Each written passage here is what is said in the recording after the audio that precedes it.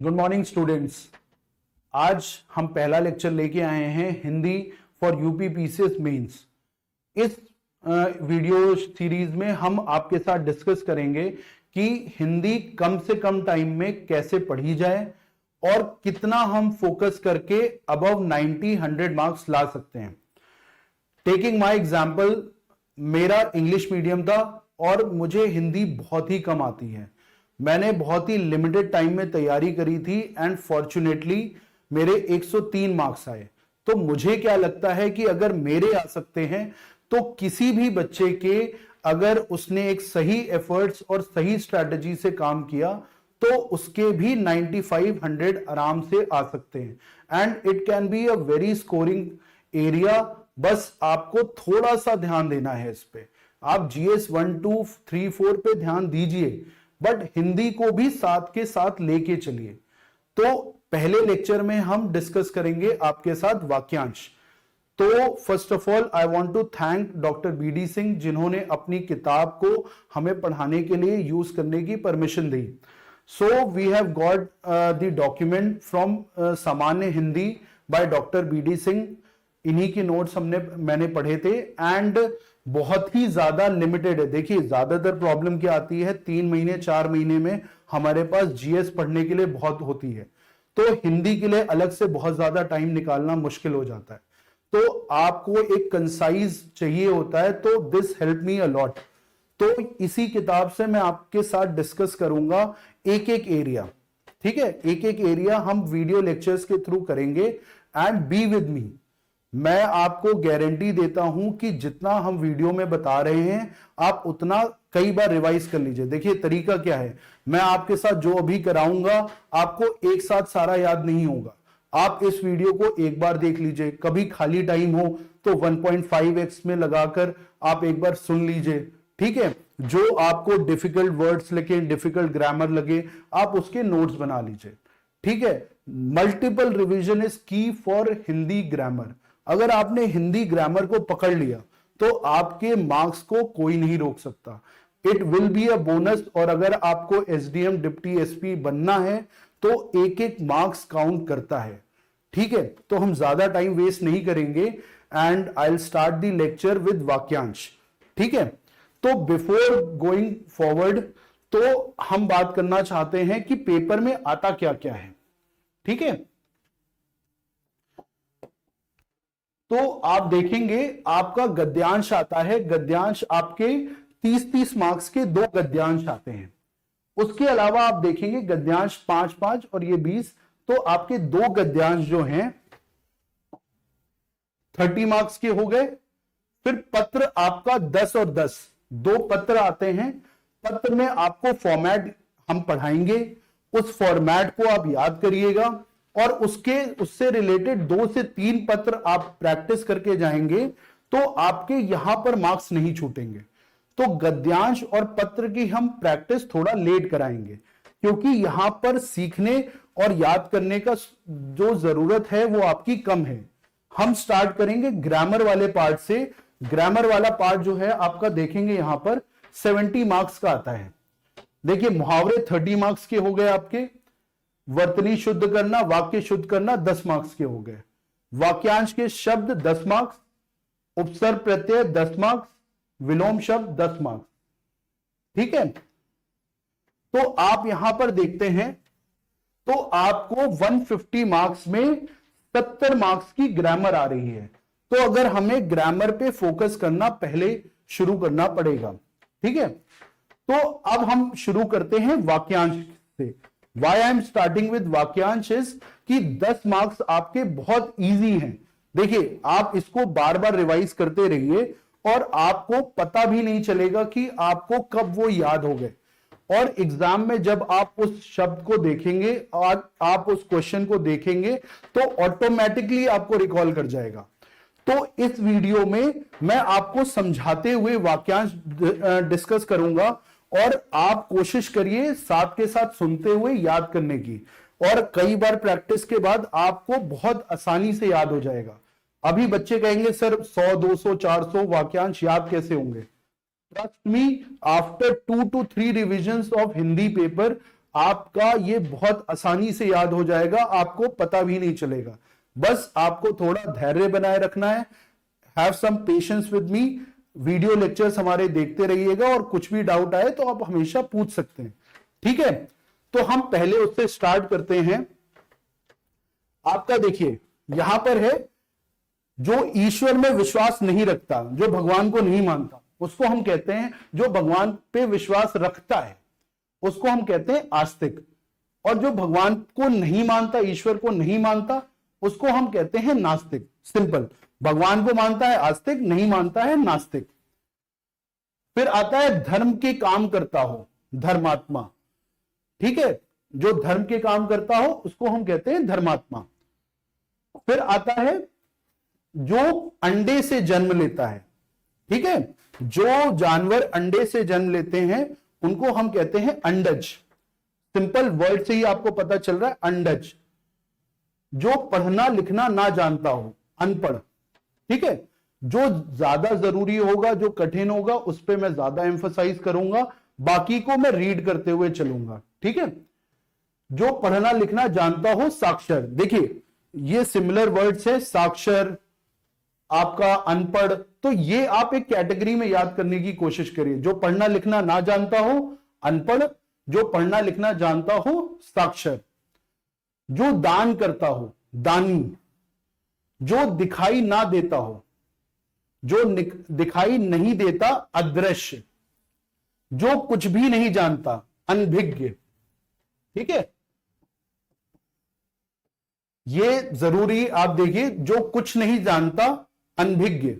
जो सब कुछ जानता है, सर्वज्ञ, ठीक है। तो आप बेसिकली देखेंगे, जो दिखाई नहीं देता, अदृश्य।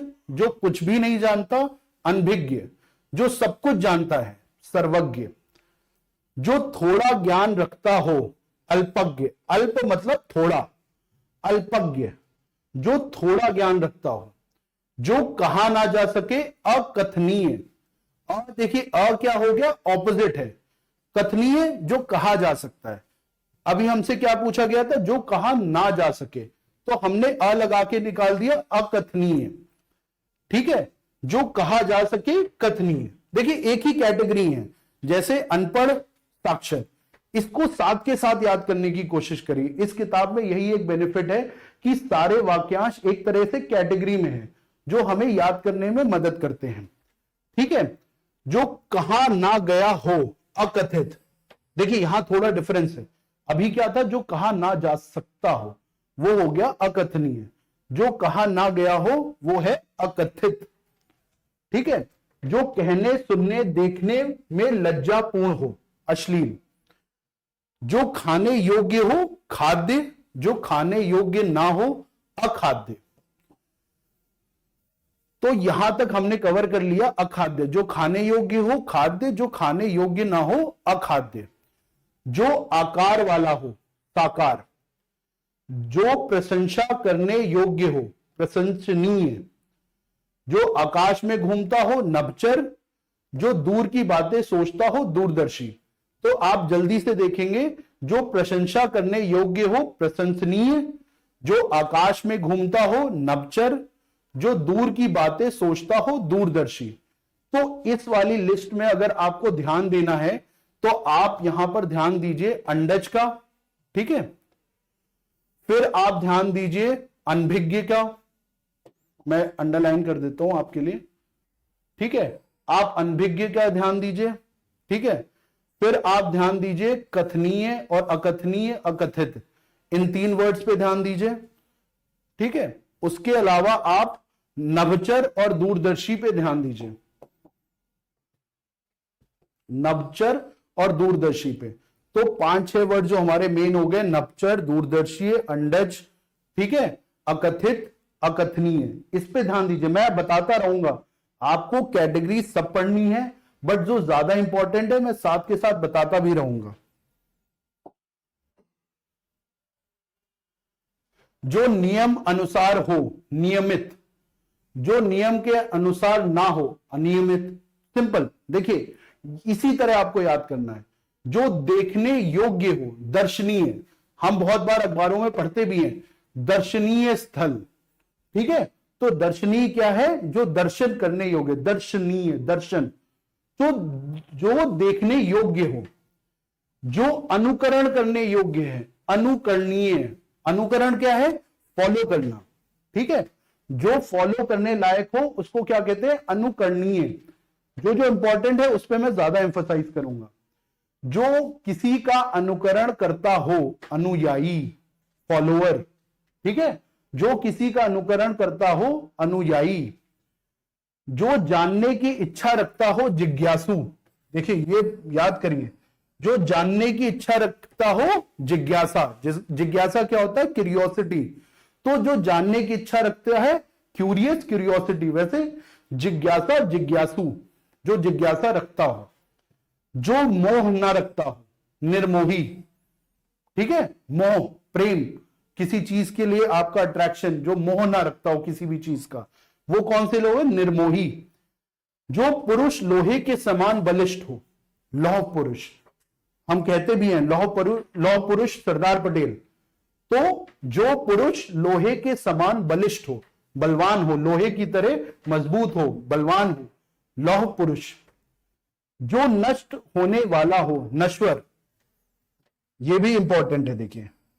जो नष्ट होने वाला है, नश्वर, जो खत्म हो सकता है। हम सब नश्वर हैं, हम सब विलीन हो जाएंगे धरती में। तो हम कौन है? नश्वर प्राणी हैं, ठीक है। जो नष्ट ना होने वाला हो, अविनाशी। बहुत बच्चों के नाम भी होते हैं। आई हैव अ स्टूडेंट जिनका नाम है अविनाश। तो क्या है? अविनाशी। जो नष्ट ना होने वाला हो, अविनाशी। जो सहन कर सकता हो, सहनशील, ठीक है। जो सहन कर सकता हो किसी भी चीज को, बातें या किसी भी तरह के क्रिटिसिज्म, तो हम कहते हैं वो सहनशील व्यक्ति है, वो सहन कर सकता है चीजें। जो अनेक रूप धारण करता हो, बहुरूपिया। ये तो इंसान हो गए आजकल कि उनके बहुत सारे रूप हो गए, तो उसको हम कहते हैं ना, ये बहुत ही बहुरूपिया आदमी है, उसके बहुत सारे रूप हैं, बहुत सारे विचार हैं। उस तरह हम कहते हैं ना, अनेक रूप धारण करता हो, बहरूपिया। फिर जो किसी वस्तु की खोज करे, आविष्कारक। ये आसान है, देखिए। आविष्कार, इन्वेंशन, आविष्कारक जो इन्वेंटर है। जो किसी वस्तु की खोज करे, जो सबका प्यारा हो, सर्वप्रिय। जैसे मैं आप सबके लिए, ठीक है, मैं आपके लिए सीरीज बना रहा हूं इतनी रात में, तो एक तरह से हो गया कि भाई जो सबको प्यारा हो, सर्वप्रिय, जोक था। तो जो सबको प्यारा हो, सर्वप्रिय। जो देखने में प्रिय लगे। अब देखिए बहुत से लोग स्माइल कर रहे होंगे अपनी वीडियो को देख के कि जो देखने में प्रिय लगे, तो प्रियदर्शी। हम सबके लिए लोग कोई ना कोई प्रियदर्शी हो सकता है। तो अब हम क्या बोलेंगे? आप हमारे प्रियदर्शी हो। तो आप समझ जाइएगा कि हमारा मतलब क्या है। जो देखने में प्रिय लगे, प्रियदर्शी, ठीक है। एक बहुत रिवीजन वीडियो भी बनाऊंगा मैं, आप हमारे बस सुनते रहिए, आप घबराना नहीं है, सारी चीजें होंगी, ठीक है।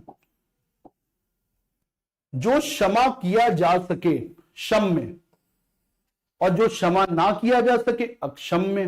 कहते नहीं, आपने अक्षम्य अपराध किया हो, आपका अपराध अक्षम्य है, यानी क्षमा के काबिल नहीं है, तो क्षम्य और अक्षम्य हो गया। जो पढ़ा ना जा सके, अपठनीय। बहुत बच्चों की हैंडराइटिंग, ठीक है, अपठनीय, पढ़ा नहीं जा सकता। ऐसा है कि पढ़ा नहीं जा सकता, अपठनीय। जो संविधान के अधीन हो, संवैधानिक। ये तो आप अखबारों में, आप जीएस की प्रिपरेशन कर रहे हैं तो ये तो बहुत इजी है। संवैधानिक, संविधान के अधीन हो, संविधान के अनुसार हो। जो पढ़ा हुआ ना हो, अपठित। हमारे लिए क्वेश्चन पेपर, देखिए मैं इसलिए बार बार जोक कर रहा हूं ताकि वो चीजें आपको याद हो सके। जो पढ़ा हुआ ना हो, अपठित। बच्चे कहते नहीं है ये वाला सवाल तो आए, जो आया सर पढ़ा ही नहीं था, तो आपके लिए वो सवाल अपठित था, आपने पढ़ा नहीं था। जो कोई उत्तर ना दे सके, निरुत्तर। ये तो सिंपल से उत्तर, निरुत्तर। जो उत्तर नहीं दे, निरुत्तर। आप वहां पर उत्तर नहीं दे पा रहे हैं तो निरुत्तर हो गया। जो विधि के अधीन हो, विधि क्या है? लॉ, ठीक है, लॉ। अभी हमने संविधान के अधीन पढ़ा था, अब ये लॉ है, विधि के अधीन हो। संवैधानिक, वैधानिक। देखिए सिमिलैरिटी है एक तरह से। इसी सिमिलैरिटी को जब आप दिमाग में डालेंगे तब जाके आप 200 से 300 वाक्यांश याद कर पाएंगे। अगर आप बिल्कुल बिना लॉजिक के याद करेंगे तो कहीं ना कहीं फेल हो जाएंगे।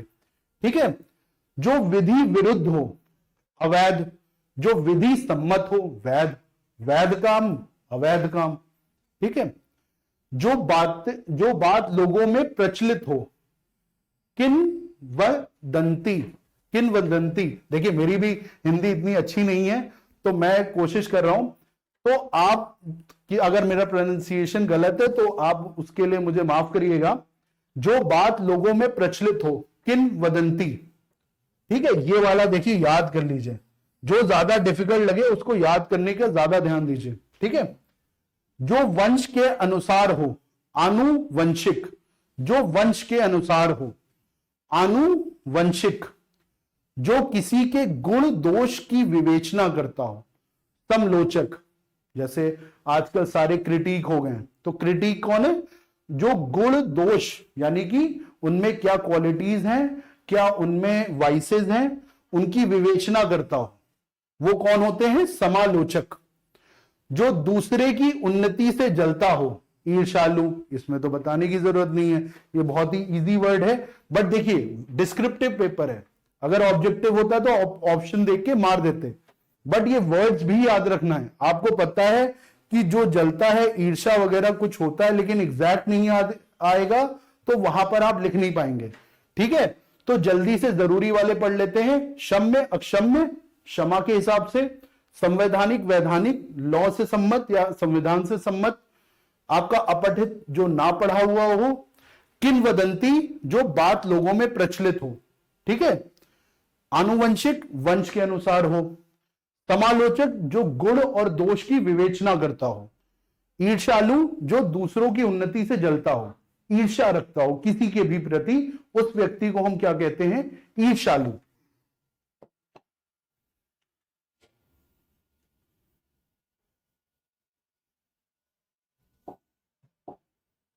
देखिए अब आता है जो भूमि उत्पादन के योग्य हो, उर्वर, बहुत आसान, उर्वरक, फर्टिलाइजर, फर्टिलाइजर की हिंदी होती है उर्वरक।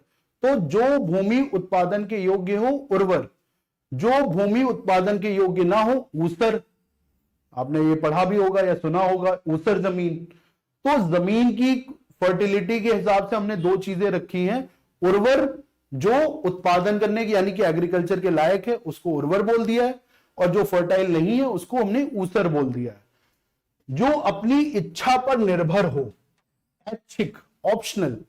ठीक है, जो हमारी इच्छा पे निर्भर हो, ऐच्छिक। जो उच्च कुल में उत्पन्न हुआ हो या पैदा हुआ हो उसको हम कुलीन कहते हैं। देखिए इसको आप याद करिए, जो मैं बार बार आपको कुछ वर्ड्स बता रहा हूं उस पर ज्यादा ध्यान देना है।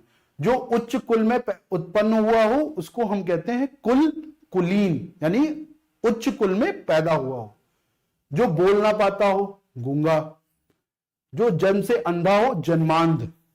अब ये नहीं कि आपने लिख दिया वहां पे अंधा, ठीक है, जब अलग से आपसे कहा गया है जो जन्म से अंधा हो तो उसका शब्द है जन्मांध।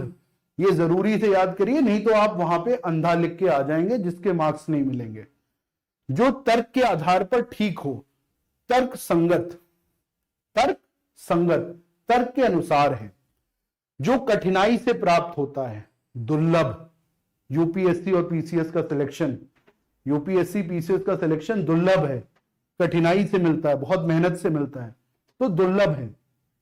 जो याद रखे जाने योग्य हो, स्मरणीय, जिसको हम कहते नहीं ये स्मरणीय व्यक्ति है, ये उनके स्मरणीय काम हैं, हम उन कामों को याद रखना चाहते हैं, तो जो याद रखे जाने योग्य है उसको हम कहते हैं स्मरणीय।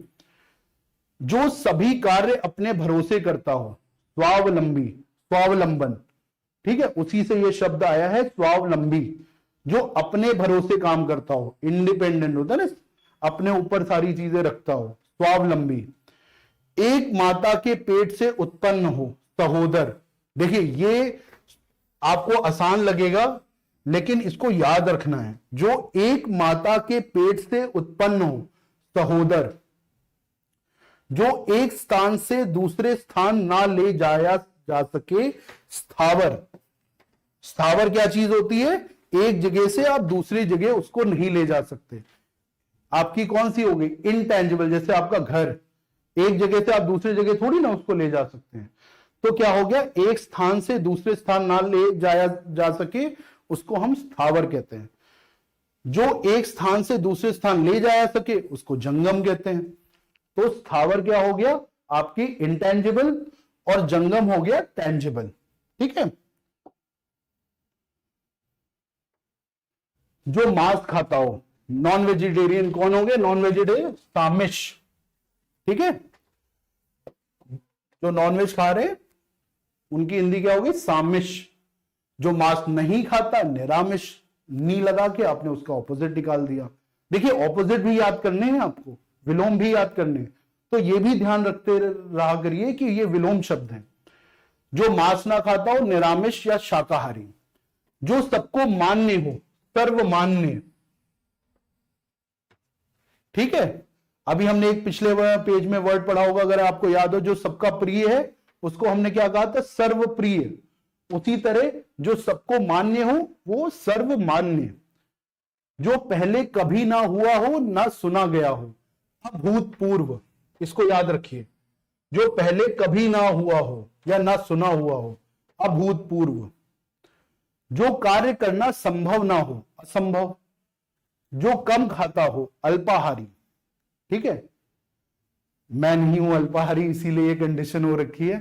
तो इससे आप देखिए, आपको ये वाला जोक याद आ जाएगा। अल्पाहारी, जो कम खाता हो। ठीक है। जो अवश्य होने वाला हो, अवश्य, अवश्य संभावी।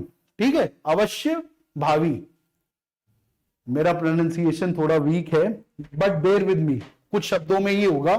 एंड जो अवश्य होने वाला हो, अवश्य भावी। ठीक है। इसको याद कर लीजिए। जो शुद्ध किया गया हो, परिष्कृत। ठीक है। यह भी कठिन है, इसको याद करने पे ध्यान दीजिए। जो शुद्ध किया गया हो, विच हैज बीन करेक्टेड, किसी चीज का करेक्शन हुआ हो, तो उसको क्या कहते हैं? परिष्कृत। परिष्कृत। जो जल्दी प्रसन्न हो जाए, आशुतोष। कोई ना कोई आपका दोस्त होगा आशुतोष, तो आपको याद आ जाएगा। जल्दी प्रसन्न हो जाए, जल्दी खुश हो जाए, उसको कहते हैं आशुतोष। ये थोड़े कठिन है, मैं दोबारा बता देता हूं। जो अवश्य होने वाला हो, अवश्य भावी। जो शुद्ध किया गया हो, परिष्कृत। जो जल्दी प्रसन्न हो जाए, आशुतोष। जो कभी बूढ़ा ना हो, अजर। ठीक है। आपको अपना नाम नहीं लिखना है। जो कभी बूढ़ा ना हो, अजर। जो समय से ना हो, असाम्यक। ठीक है। जो बीत चुका हो, अतीत। जो सदा से चला आ रहा हो, अनवरत। अनवरत। ये वर्ड्स देखिए, मैंने अंडरलाइन कर रखे हैं, इसको सर्कल कर रखा है, इनको याद रखिए। जो बूढ़ा ना हो, अजर। जो समय से ना हो, असामयिक। जो सदा से चला आ रहा हो, अनवरत। जो कभी नहीं मरता, अमर। जो बदला ना जा सके, अपरिवर्तनीय। ठीक है।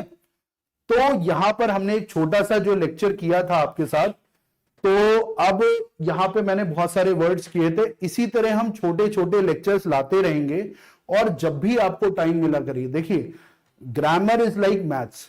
जितनी बार आप उसको प्रैक्टिस करेंगे, उतनी बार आपको हेल्प मिलेगी रिकॉल करने में। और जैसे ही आप इसको रिकॉल कर लेंगे, ट्रस्ट मी, जितना आसान इसमें मार्क्स लाना है, जिसको हम कहते हैं ना कम मेहनत में ज्यादा मार्क्स, तो वो आपको ग्रामर में मिल जाएगा। आप बस ग्रामर को थोड़ा थोड़ा पर डे समय देते रहिए, ग्रामर को निग्लेक्ट मत करिए। ठीक है। मेरे नंबर आए हैं तो सबके नंबर आ सकते हैं। I am an average candidate when it comes to Hindi. Particularly मैंने लास्ट बार अपनी हिंदी 10th में पढ़ी थी, तो मैंने बहुत कम समय में तैयारी करी, तो इस बात का मैं प्रूफ हूं। तो हिंदी को मत निग्लेक्ट करिए, थोड़ा थोड़ा पढ़ते रहिए। ठीक है। We'll meet very soon with the next lecture. Thank you students.